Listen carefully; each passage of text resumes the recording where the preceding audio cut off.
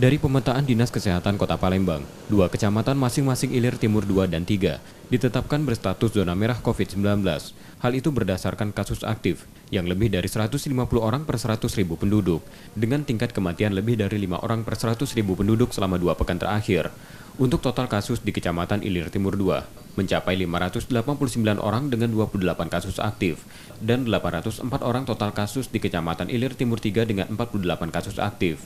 Kasus konfirmasi harian di Palembang meningkat mencapai 121 kasus, yang biasanya berkisar 80-90 kasus.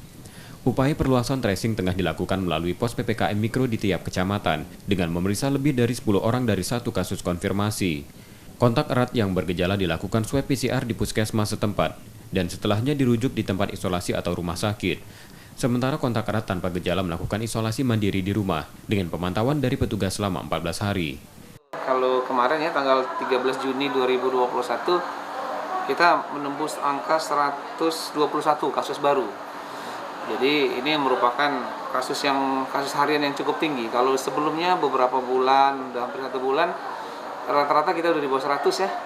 Nah, kemarin hari Minggu tanggal 13 Juni 2021, hari kemarin itu 121 kasus Covid. Jadi total kasus Covid Palembang itu 13.920 ya. Dan Palembang sampai sekarang masih masuk zona merah.